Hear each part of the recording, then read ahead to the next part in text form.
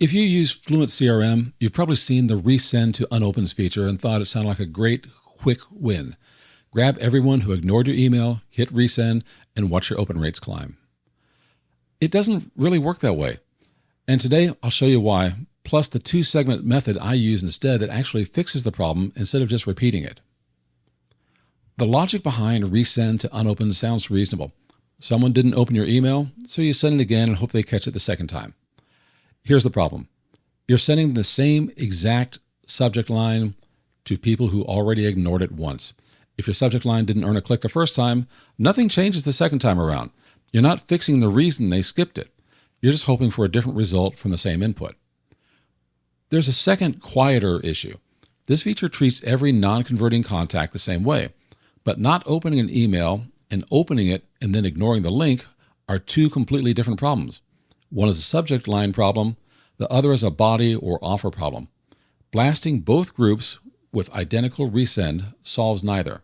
So we're on the FluentCRM dashboard. What we want to do is take a look in emails. We'll go to campaigns. And the one I'm looking at here is this one called ARA Introduction. So I'm going to click on this. And you can see I sent to 668 people, got almost a 22% open rate. Click rate was pretty low, and click to open rate, basically not my best campaign. So we want to see about fixing this. Instead of one blanket resend, split your non-converters into two groups and treat each one differently. The first group is did not open. Fix this with a new subject line. The body can stay the same. The other group is opened but did not click. Fix this with a stronger call to action in the body. The subject line already worked, so leave it alone. FluentCRM has what you need to build this. You go to Contact, Advanced Filters. So on this screen, we're going to take a look. If we go over here to Emails, you'll see Unopened, and that's where you find the Resend Unopened emails. That's not the one that we want to use. We're going to go back up to our contacts. And I'm going to list all contacts, and I'm going to use the Advanced Filter. And now you can kind of start building things down here. So we can click on this Add Property. And we want to look for contact activities, and we want to look for a campaign email. So instead of the last one sent or the last one opened, those are handy things. Campaign email lets you target specifically what you're looking for. And we want to look for, in this case, did not open yet. And we're looking for this one, ARA Introduction. It'll give you a list when you click in the field. And we apply the filters, and then I'll get my list of contacts. Now, to save it as a dynamic segment, you click this, Save as Segment, you give it a name, and then you call it whatever your campaign is. So I could call this one ARA Introduction. Since I've already got that one in there, I'm just going to call it Campaign for the tutorial purpose. And then click Save. You want to filter by the campaign and choose the condition for contacts who did not open that specific email. Save this filter as a dynamic segment. Name it something. For example, for my did not open, I just put in DNO : and then the name of the campaign. The dynamic segment keeps updating automatically, so you're always targeting the current list of non-openers rather than a static snapshot like a regular list. Once the segment exists, duplicate your original email, change only the subject line, and schedule it to send to this segment 3 days after the original send. 3 days gives people enough breathing room and time that the resend doesn't feel like spam, while still landing while the topic is fresh. We can change this from did not open yet to did not click. We've still got the same campaign email here. We click Apply Filters, and then Save as Segment. So this one, I'm going to call it DNC for did not click, and save that. For this group, keep the original subject line since it's already earned the open. Instead, revise the body of the email. Make the link more visible, move it higher, turn it into a button instead of buried text, and tighten the copy around it so the call to action is impossible to miss. Again, schedule this version to the second segment, also about 3 days after the original send. This method respects the data you already have. Your open rate tells you if the subject line worked, your click rate tells you if the body and offer worked. Treating those two separate signals, rather than lumping every non-converter into one resend, means each follow-up actually addresses the specific reason someone didn't act. It's also more mailbox friendly. You're not blasting your entire non-converter with an identical copy of an email they already saw.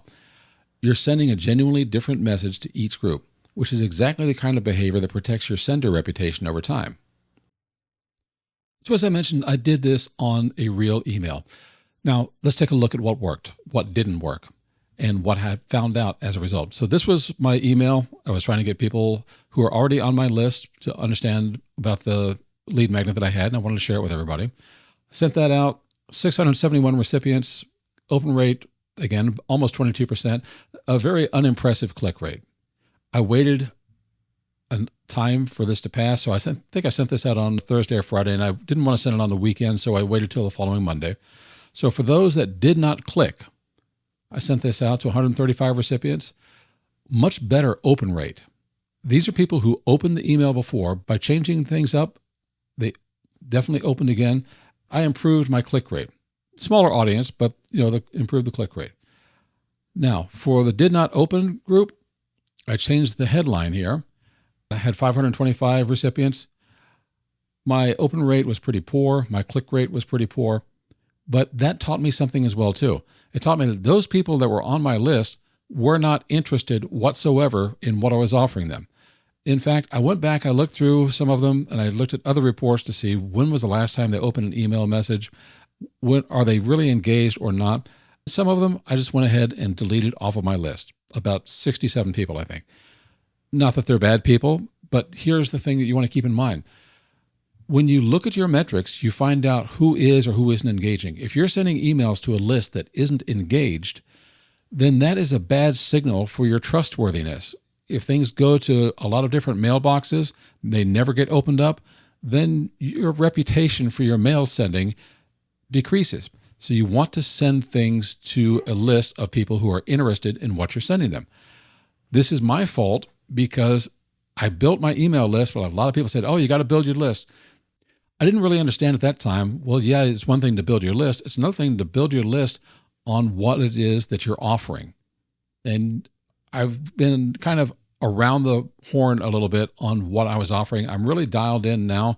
And some of the people on my list just aren't interested in what I'm offering now. That's because I got them on with a different type of lead magnet, which is not related to what this one is. They're not interested in it. And I thought, you know what? That's okay. The nice thing about owning your own data on FluentCRM means that you're not paying for every subscriber that you have, so you don't need to clean your list to keep it under some imaginary number like you would on MailChimp or ActiveCampaign, because then they'll raise your rent as soon as you cross over maybe 2,000 subscribers, 5,000 subscribers. That doesn't happen with FluentCRM. On the other hand, if you're sending a lot of emails and no one's opening them, that's impacting your sending reputation. Those are people you may want to clean off your list. The reason you can build this two-segment workflow at all is that you own the infrastructure. On a rented platform, this exact combination of filters may not exist. It may sit behind a higher price tier, or it may get pulled in the next product update. That's not a hypothetical. I put together a free PDF called the Architectural Risk Assessment. It walks you through 5 ways that renting your marketing stack quietly works against you. You don't own your customer accounts, your automations live inside someone else's system, and your costs climb every time your lists grow. You can grab it at suburbiapress.com/ARA, and there's a link in the description below.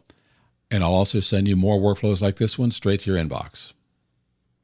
So next time you're tempted to hit resend to Unopens, try this instead. Split your audience with advanced filters, build 2 dynamic segments, and send each group a follow-up built for their actual behavior.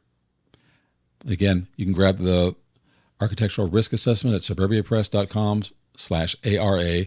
Subscribe for more FluentCRM workflows, and let me know in the comments which segment combination you're going to try first.